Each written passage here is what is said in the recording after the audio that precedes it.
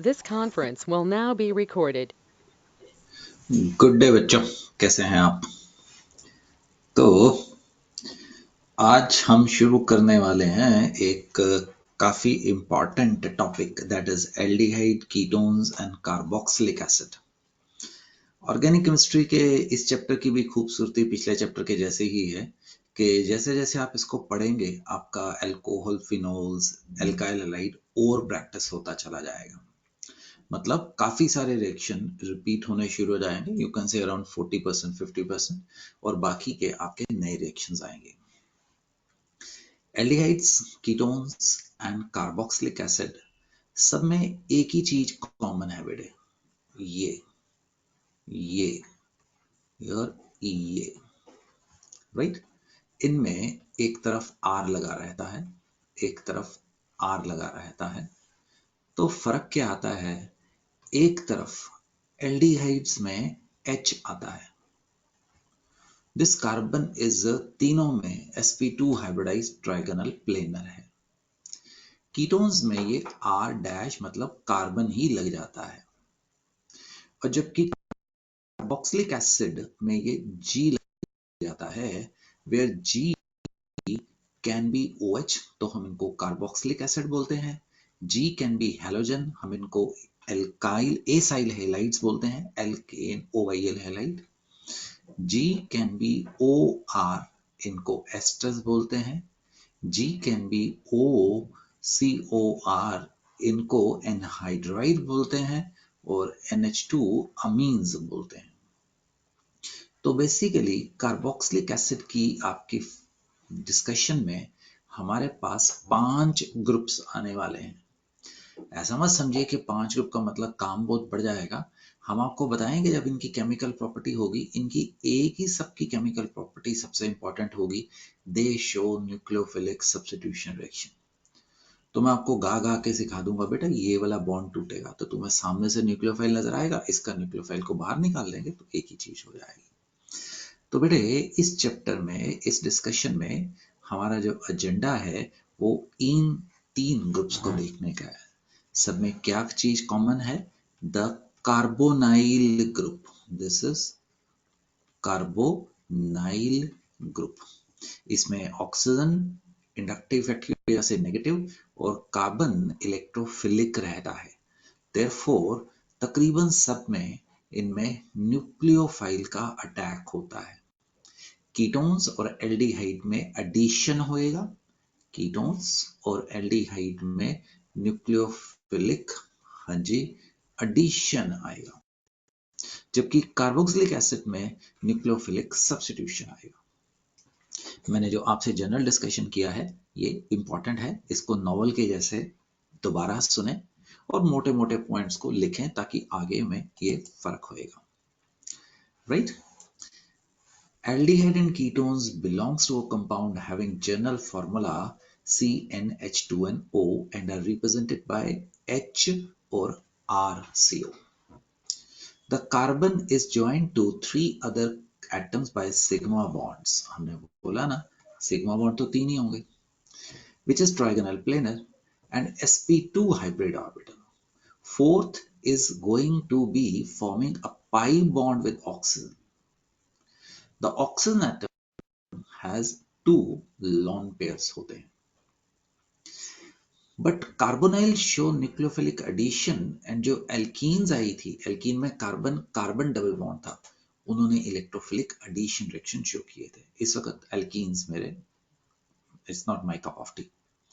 The carbon double bond is polarized due to higher electronegativity of oxygen, therefore oxygen के ऊपर आपके पास थोड़ा सा नेगेटिव चार्ज रहने वाला है और कार्बन के ऊपर आपके पास पॉजिटिव होगा। Carbonyl carbon is electrophilic, positive charge है, right? And the oxygen is going to be nucleophilic, उसके ऊपर नेगेटिव चार्ज है। मतलब वो खुद क्या बन जाएगी ये देखेंगे। एल्डिहाइड्स का कॉमन नेम तो जो होगा आईयूपैक नेम एल्केनल होगा। Let's discuss little bit about nomenclature. Common name तो है, आपका नाम मोहित है तो है, हम क्या कर सकते हैं और हमें एक्सेप्ट ही करना होगा। तो इनका कॉमन नेम एल्क एन अल है, sorry IUPAC name, IUPAC, where L can be met it और मे बी ब्रांच भी हो सकते हैं.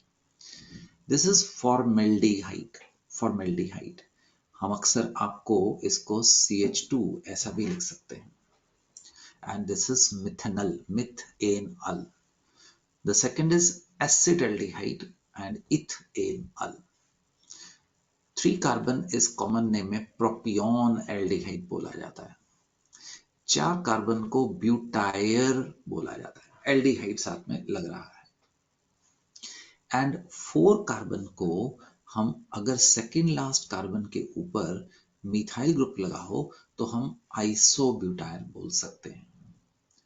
IUPAC में तो आपको एल्डिहाइड को 1 2 3 2 मिथाइल प्रोपेन अल बोलना पड़ेगा. 4 कार्बन को वेलर बोला जाता है कॉमन लैंग्वेज में, तो we can call it valer aldehyde और पेंटेन अल.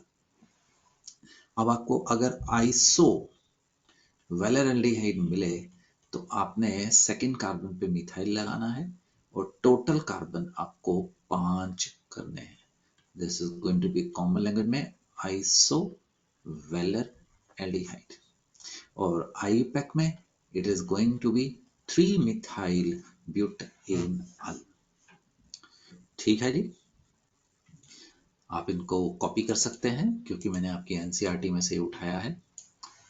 द कंपाउंड, मैं नंबरिंग पीछे से ले आता हूँ. 7th, ये ऐसे ही है ताकि आपको फोकस रहे कि मैं किससे बात कर रहा हूँ.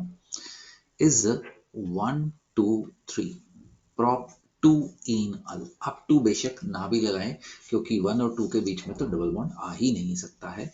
The molecule is very very important. Acrylaldehyde और एक्रोलीन बोला जाता है. एक्रोलीन फाउल स्मेलिंग कंपाउंड है. This is 8th compound is croton aldehyde, a very important compound. मैंने जान के 9th यहाँ पे लिख दिया है. PH CH CH CHO 1 2 3 3 phenyl prop, right, prop enal is known as, yes, cinemaldehyde. cinemaldehyde.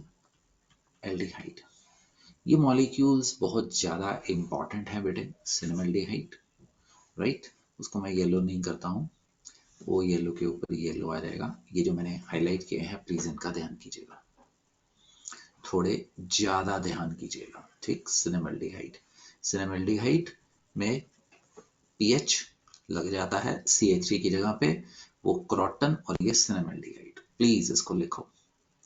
This 9th molecule is known as salicylaldehyde. salicylaldehyde आपने राइमा-टाइमर reaction में बनाया भी था फिनोल के ऊपर क्लोरोफॉर्म और बेस की प्रेजेंस में. 10th, अगर आपके पास ऐसी रिंग हो तो हम इसको इंक्लूड नहीं कर सकते CHO को चेन में, तो this is cyclohexane carbaldehyde. For example अगर आपके पास ये होता तो आप इसको लिखते साइक्लोहेक्सेन की जगह पे पेंटेन आ जाता, पेंटेन, राइट, कार्ब एल्डिहाइड. आप गिनती नहीं कर सकते हैं उसकी, उसको अलग माना जाएगा, ऐसा होगा. Don't forget it. ये हो गया था मेरा, यस, 10 तक. वो तो पीछे से ही आ रहा है 10. 11th is known as phthalaldehyde, right, phthalaldehyde.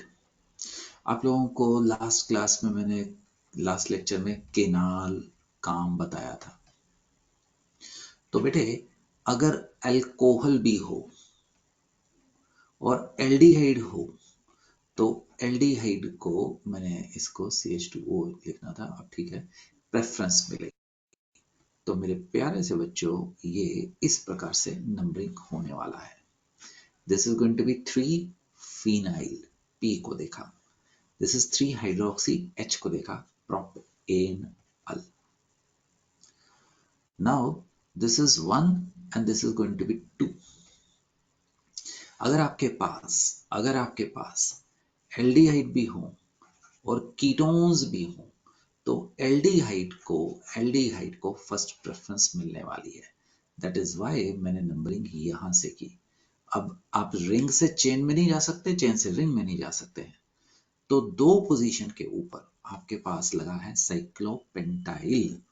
This is साइक्लोपेंटाइल group है। और दो पोजीशन पे इसको 2 ऑक्सो या 2 कीटो भी बोला जा सकता था। CO is now the substituent, that is 13th and that is known as benzaldehyde. Please ये आपने अभी देखा और ये आपने 10वां मॉलिक्यूल पर जो लिखा है दोनों में अंतर देखिए। This is 10th। Now you can not include 10th में ये वाला, दोनों में अंतर है। वो बेंजल्डिहाइड है, वो साइक्लोहेक्सेन है, वो C6H5 है और वो C6H11 है मेरे बेटे। ये मैंने यहां तक कितने ले आए थे 14। हमने अभी भी सिनेमल्डिहाइड लिखा, दैट इज इंपॉर्टेंट। अब देखिए ना 1 2 3 2 ऑक्सोप्रोपेनल, इसको पाइरुविल एल्डिहाइड बोला जाता है, याद करने की जरूरत नहीं है। दिस इज एक कार्बन के ऊपर 3 CHO लगे हैं। एक मॉलिक्यूल में एक कार्बन के ऊपर अगर आपके पास 2 से ज्यादा, मतलब 3 या 3 से ज्यादा सेम ग्रुप हो तो आप उनकी काउंटिंग नहीं कर सकते हैं। प्लीज ध्यान दीजिएगा। ये हो गया 16, ये हो गया 17। जो इंपॉर्टेंट है मैं उनको हाईलाइट करता जा रहा हूं। केनाल काम कितना आ गया था बेटे 18 आ रहा है। ये 18 इसलिए लिखा हूं कि आपने लिखने होंगे। अब COH will be the king. अगर ये सब्स्टिट्यूएंट हो तो इसको एल्डो बोला जाता है।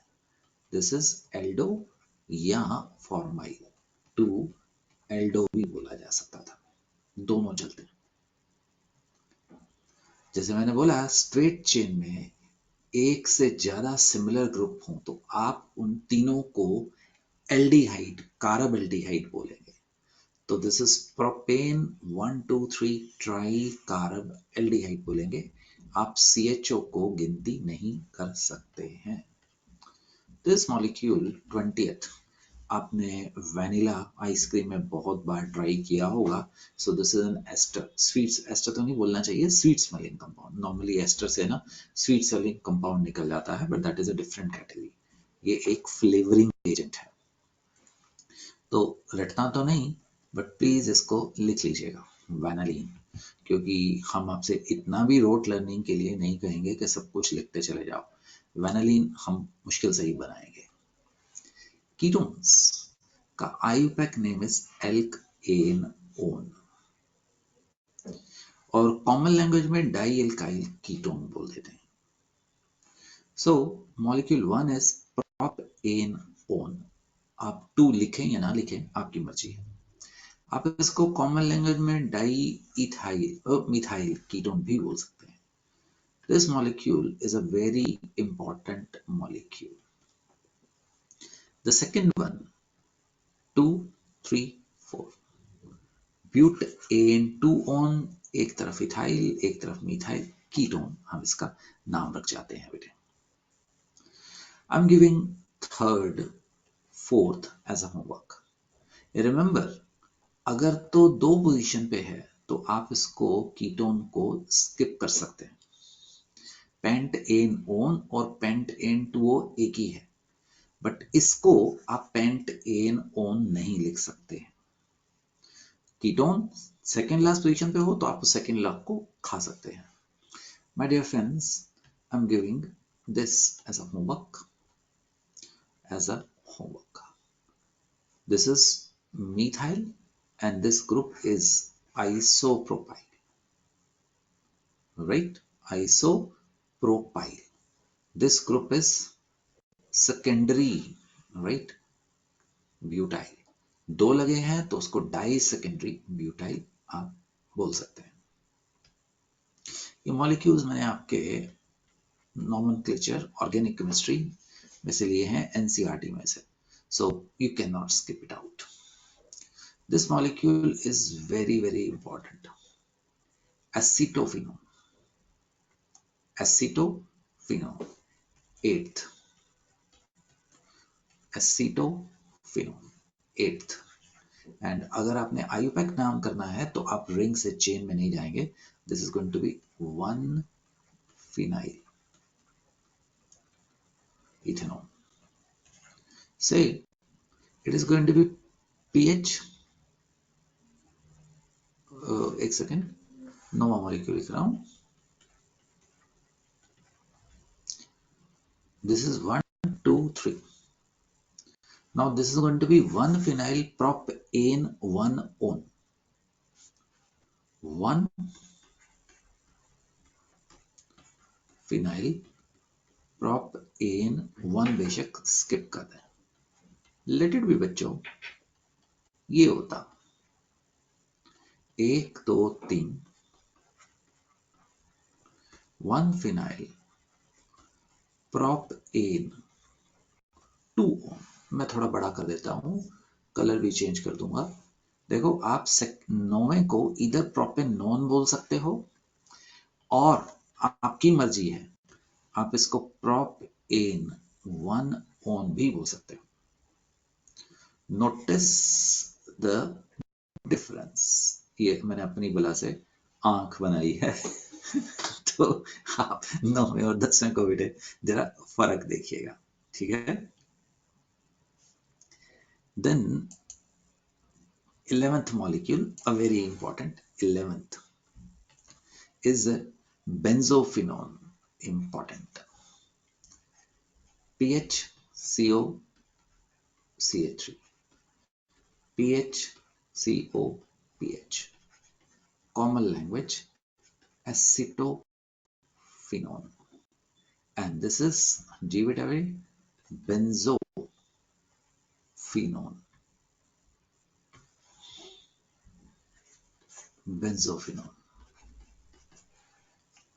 Benzophenone and acetophenone. You're not supposed to miss it, right? That's important. Very, very, very, very important. I think you should write down all the molecules somewhere so that these are going to be quite मतलब important है, तो आपको सही जगह पे आपको ये मिल जाए. अगर आप इनके ऊपर समय नहीं लगाएंगे ना तो ये चैप्टर ही समझ नहीं आएगा, क्योंकि चैप्टर में तो हमने इनको बार बार मेथड ऑफ प्रिपरेशन में इनके नाम से पढ़ना है, केमिकल प्रॉपर्टीज में इनको नाम से देखना है. So that will be a thing to watch. Methods of preparation, MOP, aldehyde and ketones. Let's enter. मैंने जैसे बोला कि काफी रिएक्शंस हम पहले कर चुके होंगे, तो आपको बहुत ज्यादा भी दिमाग के ऊपर बर्डन डालने की जरूरत नहीं है. तो एल्केन्स ये कहाँ पे किया होगा? शायद आपने क्लास 11th में ये किया होगा. From alkenes they can be oxidised, prepared simply molybdenum oxide की प्रेजेंस में. अगर आप एल्केन्स को हीट कर दीजिए तो टर्मिनल कार्बन एल्डिहाइड में कन्वर्ट हो जाता है. बहुत अच्छा रास्ता नहीं है, क्योंकि एल्केन्स आपको मालूम है बहुत ज्यादा स्टेबल होते हैं. तो अगर आपके पास सपोजिटली मीथेन है, जो कि बहुत इजीली मिल जाती है, नेचुरल गैस धरती से ही मिल जाती है, सड़े गले प्लांट्स और एनिमल के डिकेइंग जो बॉडीज हैं उनसे भी मिल जाती है. ये O फॉर ऑक्सीडेशन हमें फॉर्मेल्डिहाइड मिल जाता है, राइट? तो आपको याद है ना, इनको याद करने का तरीका क्या है? पढ़ा, लिखा, 2-3 बार आंखें बंद कर इमेजिन किया और आगे बढ़े. तो हम आपको एल्डिहाइड एंड कीटोन्स बनाने के काफी सारे रास्ते करवाने वाले हैं. तो अभी अभी हमने आपको एक रास्ता करवाया है, दैट इज एल्केन से. क्या था? Alkanes on oxidation with molybdenum oxide converts into aldehydes. Let's go further, right? Let's go further और हम अब सेकेंड में चलते हैं, that is alkenes में चलते हैं. Alkene से हम कैसे बना सकते हैं aldehyde and ketones? Quite important. I will say very, very, very important, ozonolysis, lysis टूटना, राइट, टूटना। Alkenes react with ozone, O3. O3 is a powerful oxidizing agent. It's a pale blue gas with a pungent smell to form unstable ozonide, which on subsequent टूट जाता है, cleave कर जाता है with zinc or water, zinc and water to form aldehyde and ketones, which is known as reductive ozonolysis. आपके syllabus में है ही reductive ozonolysis, एक ऑक्सीडेटिव भी आएगी, अभी आपको बता दूंगा, राइट। तो अभी के लिए आप सिर्फ ये देखेंगे। तो हम ये रिएक्शन देख रहे हैं बेटे, right. This is the double bond, यहाँ पे फोकस करो, एल्कीन्स। जब आपने ओजोन डाली तो एक ऑक्सीजन एक तरफ और दो ऑक्सीजन एक तरफ, ये मंदिर जैसा कंपाउंड बन गया है, मतलब कोई रिलीजियस स्ट्रक्चर जिसकी ऐसे करके हमने एक वो बनाया, और याद करने का तरीका पूछो। once this is formed now ये जिंक का काम आ जाता है, ये बॉन्ड टूट जाता है, जिंक ये लेके उड़ जाता है और बना देता है जिंक ऑक्साइड, जिंक ऑक्साइड। एक सेकंड, मैंने गलत बोल दिया, अभी ठीक कर रहा हूं। वाटर ये लेके उड़ जाता है और बना देता है हाइड्रोजन परऑक्साइड, और ये बॉन्ड टूट जाता है, ये बॉन्ड टूट जाता है और हमें मिल जाता है RCHO, इधर से आ गया, और RCHO इधर से आ गया, that is going to be formed. Zinc dust and water second stage में आया। इंपॉर्टेंस की वजह से इसको हमें थोड़ा प्रैक्टिस करना होगा। सपोज आपके पास CH3 CH PH था, हम अकेला इंग्लिश में ओजोनोलाइसिस लिख सकते हैं, या हम जिंक डस्ट एंड वाटर लिख सकते हैं। आपको प्रोडक्ट कैसे बनाना है बेटे, आपने इमेजिनेशन में आपने ये डबल बॉन्ड को थोड़ा सा लंबा कर देना है, आप उसको पेंसिल से भी कर सकते हैं। अब आपने ये डबल बॉन्ड को हटा देना है, और आपने डबल बॉन्ड की जगह पे दोनों तरफ ऑक्सीजन लगा देना है और बीच में प्लस डाल देना है। That is how products are going to be obtained. दोबारा देखिए, राइट। मान लीजिए आपके पास साइक्लोहेक्सीन था, ओजोनोलाइसिस करना था, तो आपने जैसे मास्टर जी ने सिखाया, आपने इमेजिनेशन में आपने ये बना दिया, रिएक्टेंट लिख दिया, रबर उठाया, बॉन्ड साफ किया, राइट, और आपने वहां पे दोनों तरफ ऑक्सीजन लगा दिए, it is hex N die अल बन गया, एन डाई अल बन गया। Do you understand, right. अब देखिए ये रिएक्शन जैसे अल्कोहल्स बनाते थे एल्डिहाइड कीटोन से, वैसे ही ये उल्टा भी पूछा जाता है, राइट, उल्टा भी पूछा जाता है।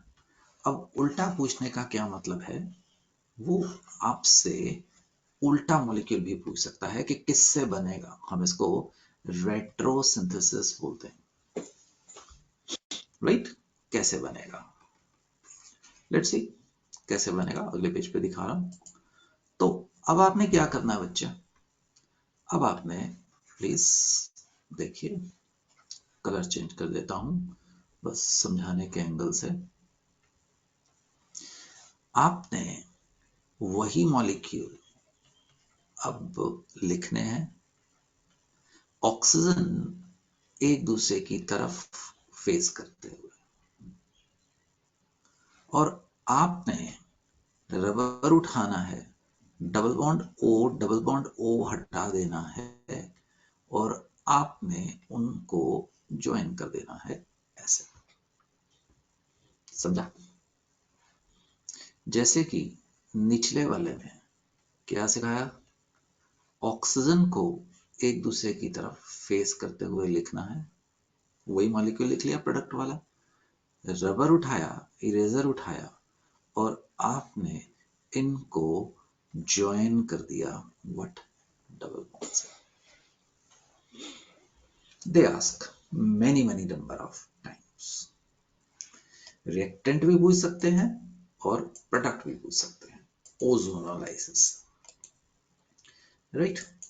अब आगे बढ़ते हैं और दिखाते हैं कि यहाँ पे जिंक महोदय क्या कर रहे थे। यहाँ पे जिंक क्या कर रहे थे? The hydrogen peroxide is an oxidizing agent, is an oxidizing agent। तो ऑक्सीडाइजिंग एजेंट से क्या प्रॉब्लम है? It will oxidised. ओ, मैंने कीटोन्स लिख दिया, एल्डिहाइड लिखना था। Aldehydes if formed to carboxylic acid। याद रखना, कीटोन्स को ये ऑक्सीडाइज नहीं करेगा। कीटोन्स याद रहेगा आपको, ऐसे ऑक्सीडाइज नहीं होते हैं, राइट। तो H2O2 जो बन रहा है वो हमारे पास दिक्कत करता है, वो हमें दिक्कत दे रहा है। प्लीज मुझे कुछ काम करना है तो मैं ये रास्ता ले रहा हूँ मेरे बेटे। मैं ऊपर वाले को इरेज कर रहा हूँ, आपके पास पीछे पड़ा हुआ है तो प्लीज चिंता मत करिएगा। तो अब जिंक का क्या रोल है, हम आपको वो दिखाने की कोशिश कर रहे हैं कि यहाँ पे जिंक क्या कर रहा है। मैंने ना इसको रब कर दिया है ताकि मैं इस स्पेस को यूटिलाइज करूंगा। ऐसा क्यों करते हैं? क्योंकि ना वो आपकी आंखों के आगे रहता है ना, तो वो पता लगता है, right. The zinc, what is the role of the zinc? Zinc combines with H2O2 to form zinc oxide and water. That is, zinc destroys H2O2 produced. Hence, aldehyde will be formed. समझा? Why are you adding zinc here? Zinc second stage में जो H2O2 पैदा हुआ था उसको खत्म कर देगा, और अगर एल्डिहाइड बन रहे थे वो एल्डिहाइड पे रुक जाएंगे। अगर आप जिंक नहीं डालेंगे तो what will happen? What will happen? अगर आप नहीं डालेंगे क्या चीज? द जिंक नहीं डालेंगे, अकेला वाटर डाल देंगे। दिखाता हूं, एक मिनट। अच्छा, ये तो इसको गायब कैसे करूं? ये तो फिर नीचे वाला भी आ जाएगा ना। ये चालू काम हो जाएगा, तो कोई बात नहीं, तो स्कीम लगाता हूँ। एक मिनट देंगे प्लीज आप? आई नो मैं क्या कर रहा हूँ, प्लीज एक मिनट देंगे।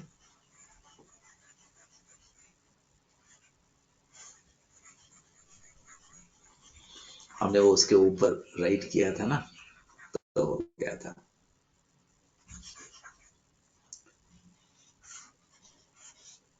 Right. If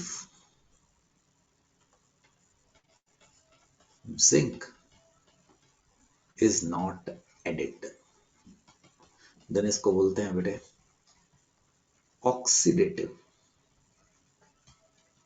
ozonolysis. Oxidative ozonolysis में सिर्फ क्या होगा? एक ही चीज होनी है, H2O2 बनेगा, जिंक वहां पे होगा नहीं, तो हमारा जो रिएक्शन है वो एल्डिहाइड से कहां चले जाएगा? कार्बोक्सिलिक एसिड में चला जाएगा। That's the oxidative ozonolysis. आपके सिलेबस में सिर्फ प्रोडक्टिव ओजोनोलाइसिस है, तो आपको चिंता करने की जरूरत ही नहीं है। तो बेटे अगर आपके पास मान लीजिए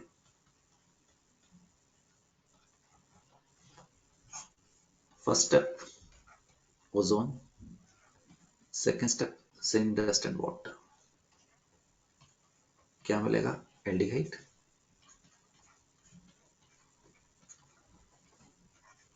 क्या मिलेगा? Ketone.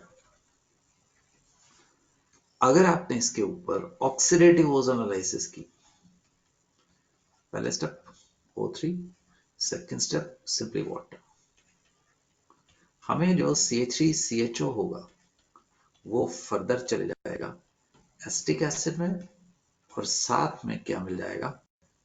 Ketone is going to be formed. Notice the difference. I repeat, आपसे अगर वो सिंपल ओजोनोलाइसिस बात करेगा, जो कि करेगा, तो वो आपसे रिडक्टिव ओजोनोलाइसिस की ही बात करेगा, दूसरा वो आपसे बात ही नहीं करेगा। तो माय डियर फ्रेंड्स, हमने आपको क्या बताया है? हमने आपको रिडक्टिव एंड ऑक्सीडेटिव ओजोनोलाइसिस बताने की कोशिश की है। मैं आपको काम दे रहा हूं, आप इसको रिव्यू करें, रिवाइज करें, जो भी मैंने आपको अभी तक बताया था। हम कर क्या रहे हैं? हम एल्कीन्स से ओजोन बनाने की, सॉरी, एल्डिहाइड्स बनाने की कोशिश कर रहे हैं। तो हमने आपको ओजोनोलाइसिस करवा दी है। अब हम आपको आगे लेके जाने वाले हैं। That is the Wacker process. This is, मेरे बेटे बता रहा हूं, दिस इज रोट लर्निंग है, तो आपको याद ही करनी होगी, and most probably that can be asked in your boards. Wacker process, alkenes can be converted to aldehydes and ketones, aldehyde and ketones, by treating with acidified aqueous solution of palladium chloride containing थोड़ा सा cupric chloride in the presence of air, palladium chloride in the presence of CuCl2, air और oxygen की presence में इसको water के साथ react करवा देना है। तो हमें 3 कार्बन वाला, 1 2 3 कार्बन वाला कीटोन मिल जाएगा।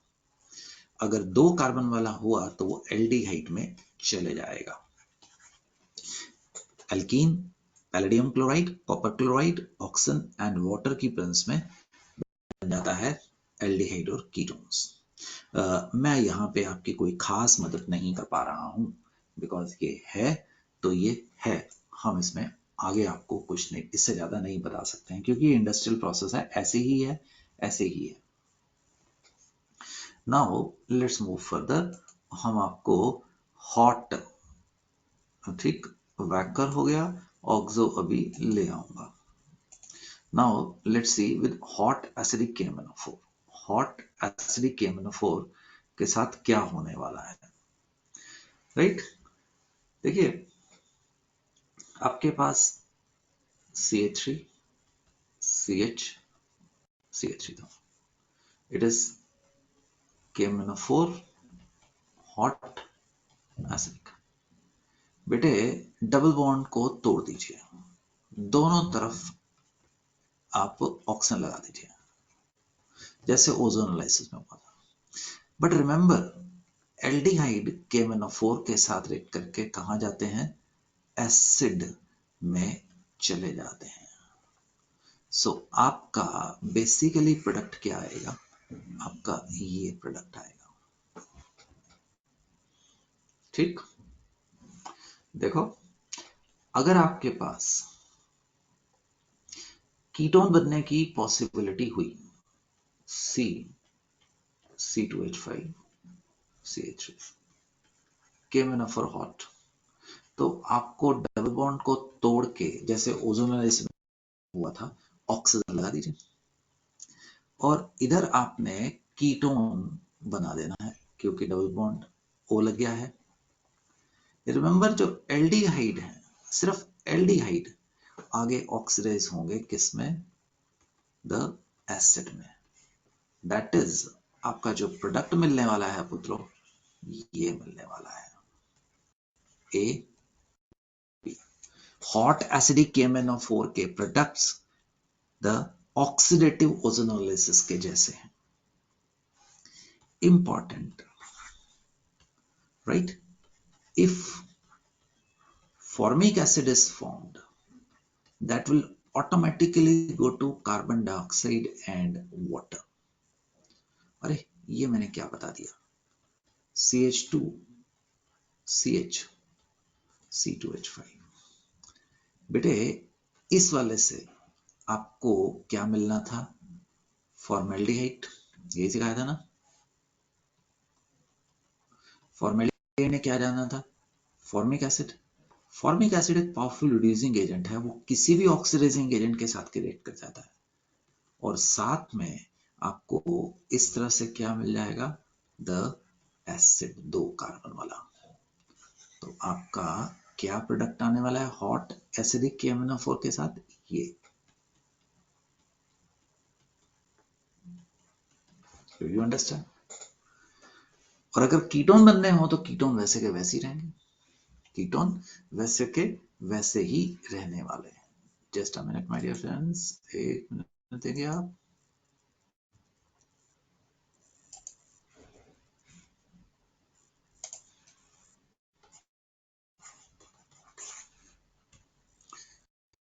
मैं इसको थोड़ा सा चेंज कर देता हूं।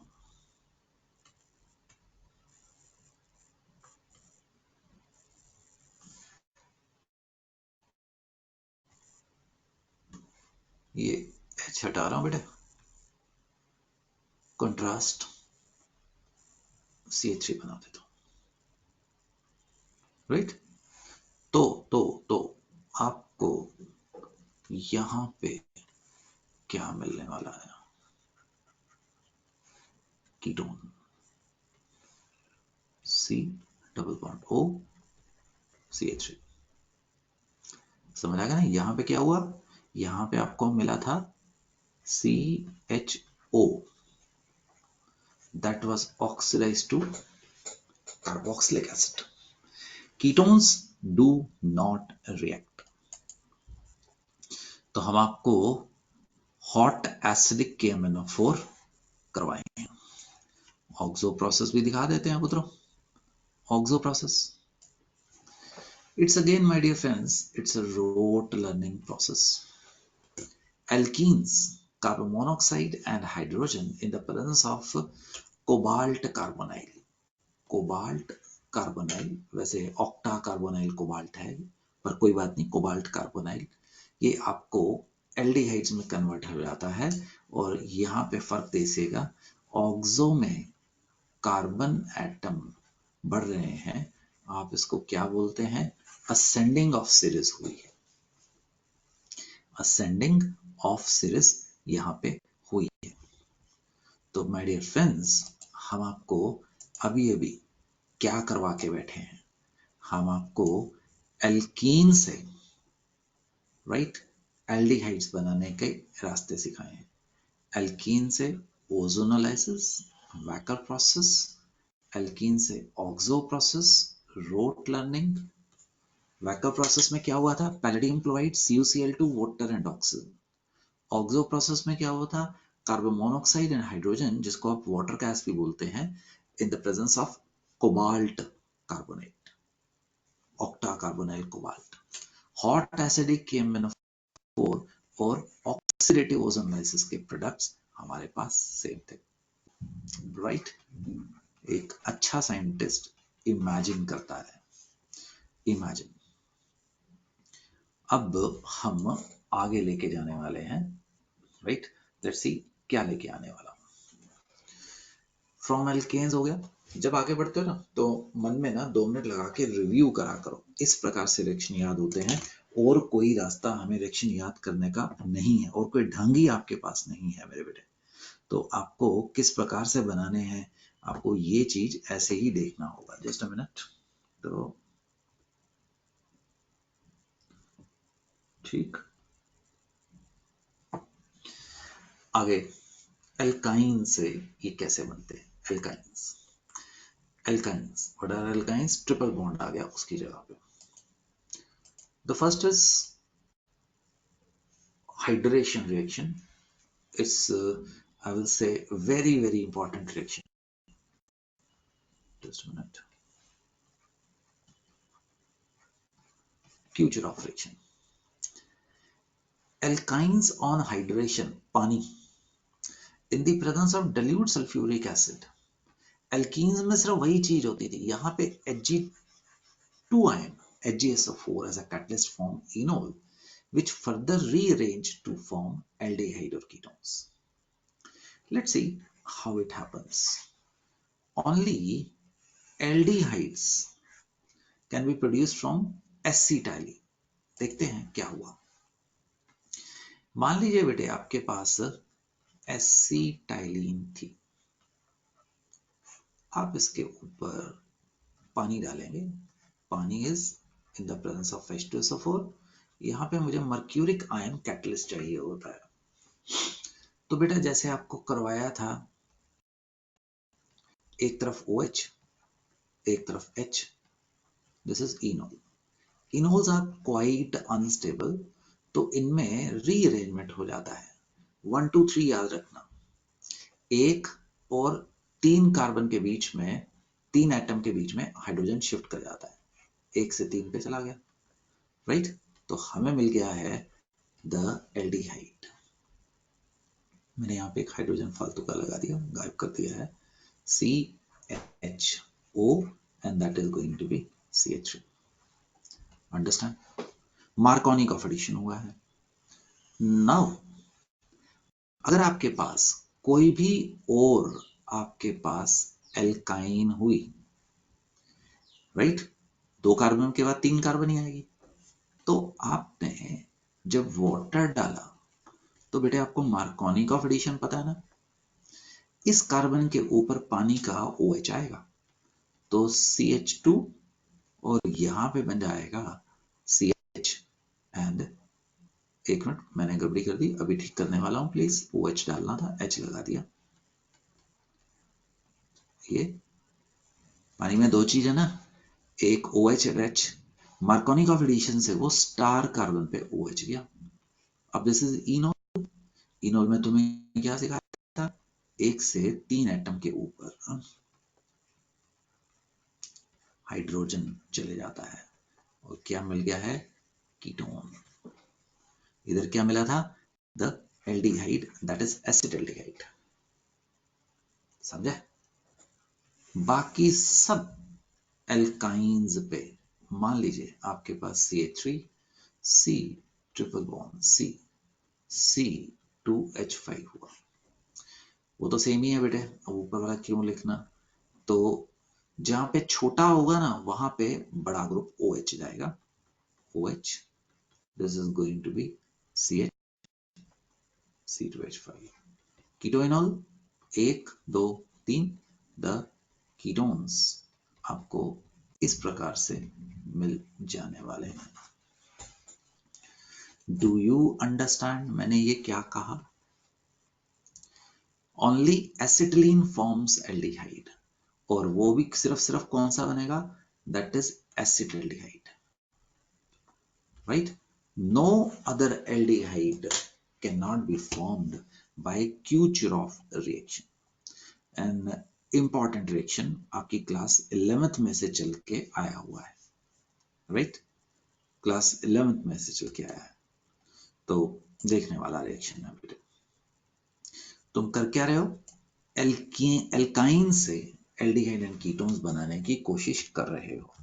जब मैं ऐसा पूछता हूँ ना तो पॉज करके रिवाइज कर लिया करो। एल्केन से बना है, एल्कीन्स में आपको KMnO4, हॉट एसिडिक और ओजोनोलाइसिस के अंदर मैंने कुछ बताया था, ऑक्सो प्रोसेस और वाकर प्रोसेस था। ऑक्सो और वाकर में मैंने बोला था कि मुश्किल टाइम आ सकता है, मुश्किल टाइम का मतलब वो रट्टा है, अंडरस्टैंडिंग तो उसमें कोई थी नहीं ना, आता है वरना आप घर को चले, तो ध्यान दीजिएगा। Hydroboration, oxidation, anti Markovnikov. You remember alcohols में क्या होता था, एक तरफ OH आता था, एक तरफ H आता था। एंटी मार्कोनिकॉफ वे में एल्कीन का रिएक्शन था, अब ये एल्काइन का रिएक्शन है। एल्काइन में आपके पास एक तरफ आपके पास H और OH आना है, ठीक। यहाँ पे मैं आपको थोड़ा सा लंबा सा रास्ता सिखा रहा हूँ। पहले अगर आपने B2H6 टेट्राहाइड्रोफ्यूरेनिक सॉल्वेंट है तो याद करिए, आपको बताया है मैंने, नहीं बताया तो अब याद कर लीजिए, it is boron is the negative part and BH2 is the positive part. तो एक तरफ H को भेज दो, एक तरफ BH2 को भेज दो। अब आपने ऑक्सीडेशन की, H2O2 in the basic medium डाला, तो बेटे BH2 की जगह पे आपने क्या लगा दिया, OH लगा दिया। This is enol. तो इनोल में 1 2 3 मेरे और आपके बीच में है, हाइड्रोजन को शिफ्ट कर दो, क्या मिल गया, एसिड एल्डिहाइड मिल गया, एसिड एल्डिहाइड मिल गया। दोबारा देखते हैं, मान लीजिए आपके पास एसिटाइलिन था, आपने क्या किया है, हाइड्रोबोरेशन ऑक्सीडेशन। तो आपने BH3 हमेशा एज अ डाइमर एग्जिस्ट करता है, B2H6 CH3, याद रखिए hydrogen is a negative part, आपको क्या मिल गया, यहां पे BH2।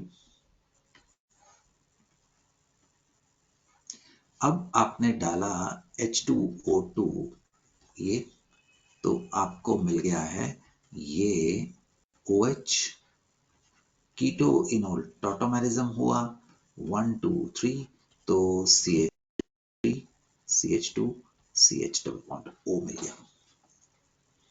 Do you understand, right. अब देखो, अगर अगर आपने इसके ऊपर Q ऑफ किया,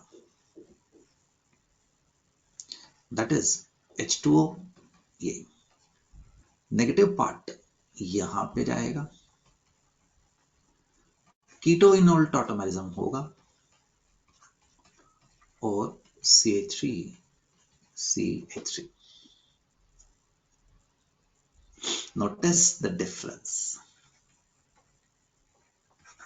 ketones, and notice the aldehyde, ठीक। What are these? These are terminal alkynes. Terminal alkynes hydroboration oxidation anti Markovnikov से क्या देते हैं, द एल्डिहाइड्स। देखा, terminal alkynes gives aldehyde, anti Markovnikov of addition, ठीक। जरूरत नहीं है बट फिर भी रिवीजन जितना करो उतना ही फायदा होता है। अगर आपने इसके ऊपर हाइड्रेशन की बेटे, तो हाइड्रेशन में मैं स्टेप खा गया हूं, आपको क्या मिलना था, the ketones. This is the hydration simple. Hydration Kucherov बोला जाता है, क्यूचरॉफ आपकी बुक यूज ही नहीं करती है, that's the difference, hydration.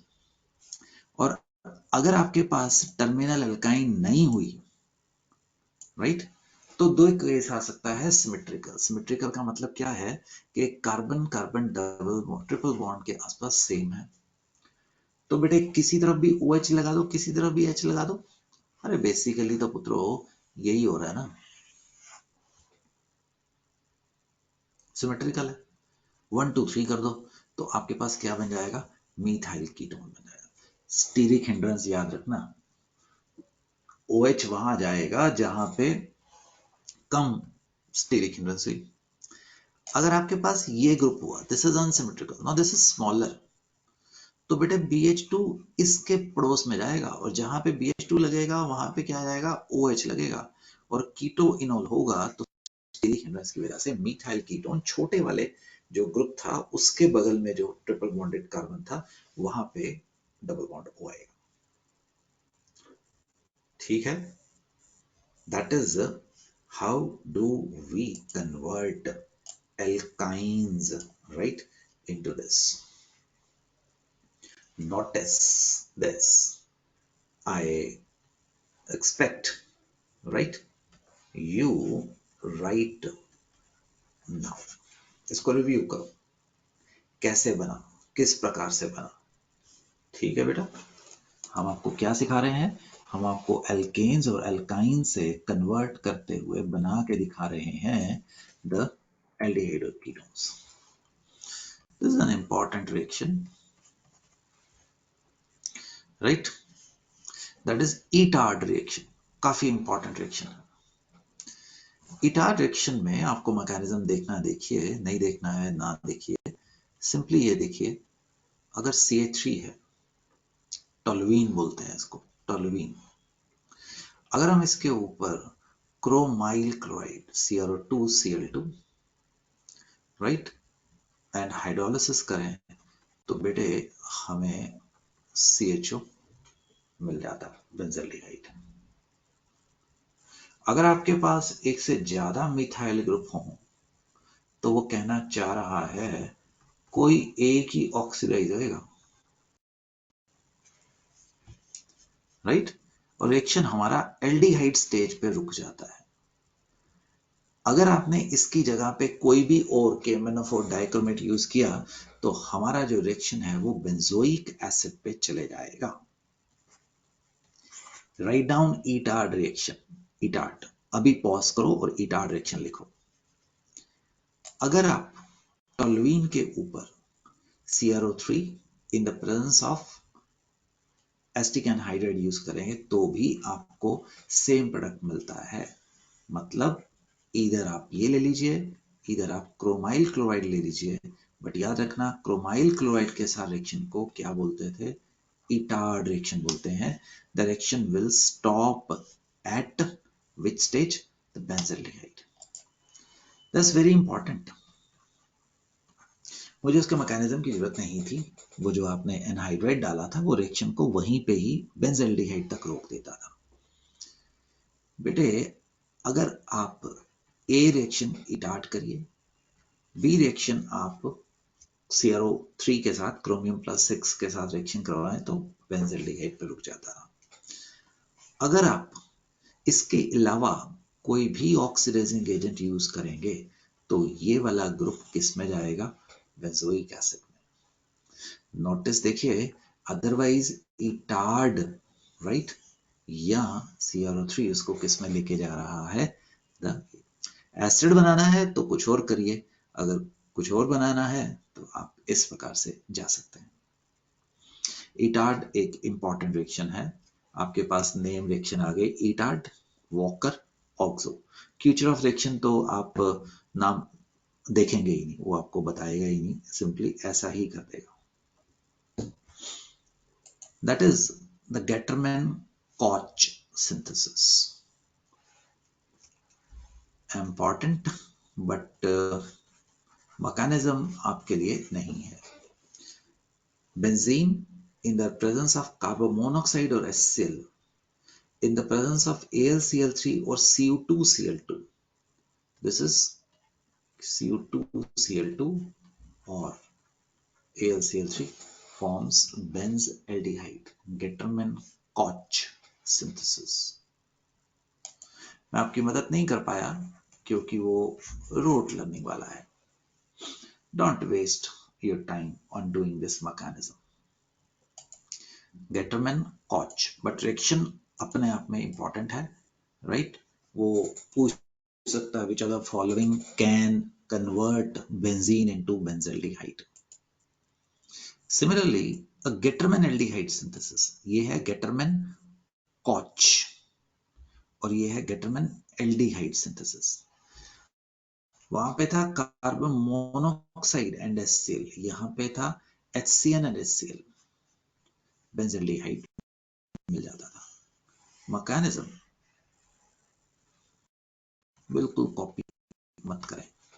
I repeat, mechanism बिल्कुल कॉपी मत करें, आपको दूर दूर तक इसकी जरूरत ही नहीं है, इसकी जरूरत ही नहीं है। राइट मेरे, जा सकता हूं आगे? तो क्या कर रहे हो आप लोग अभी? टॉपिक क्या चल रहा है? हम चल रहे हैं MOP of aldehyde and ketones. Alkanes हो गए, एल्कीन्स होगी, एल्काइंस आ गया, राइट। टोलुइन से देखा, टोलुइन से कौन सा देखा? यस, इटार्ट। इटार्ट में क्या यूज किया था? Chromyl chloride followed by hydrolysis. एक और रिएक्शन भी किया था, उसका नाम नहीं था, CrO3 एसिटिक एनहाइड्राइड। अगर एसिटिक एनहाइड्राइड नहीं डाला बेंजोइक एसिड में भाग जाएगा, और अगर KMnO4 डाला तो बेंजोइक एसिड बनेगा, toluene, toluene. Do you remember alcohol से मेथड्स ऑफ प्रिपरेशन मैं ठीक ठाक डिस्कस कर चुका हूं। PCC, PDC, KMnO4, dichromate, aldehyde आसानी से बन जाते हैं, पर एल्डिहाइड के ऊपर KMnO4 अगर यूज किया तो वो एसिड्स पे भाग जाएंगे, कीटोन्स मुश्किल से ऑक्सीडाइज होते हैं। हम यहां से अभी आगे नहीं जाएंगे, ठीक। हमने अल्कोहल्स तक किया है। नेक्स्ट क्लास में बेटे आपको कार्बोक्सिलिक एसिड से MOP लेके जाऊंगा। काफी कुछ कर लिया, तो यहां पे रुकेंगे, ठीक है जी। हम कार्बोक्सिलिक एसिड से आपको डिफरेंट डिफरेंट तरीकों से ये बनते हुए दिखाएंगे। मेथड्स ऑफ प्रिपरेशन चलते रहेंगे, फ्रॉम एसाइल हैलाइड से एल्डिहाइड एंड कीटोन बनाएंगे। बड़े इंपॉर्टेंट रिएक्शन आएंगे यहाँ पे, बहुत इंपॉर्टेंट रिएक्शन आएंगे, राइट। तो ये मैं आपको अगली क्लास में लेके जाऊंगा, अभी नहीं लेके जाऊंगा, बिकॉज वो काफी इंपॉर्टेंट है। तो बच्चों please make notes and we will be moving ahead with MOP of aldehyde and ketones from carboxylic acid in the next class, right Sunny? तो तब तक के लिए जय Hind and see you again बच्चों, bye, take care, continuing with MOP of aldehyde and ketones from carboxylic acids, bye.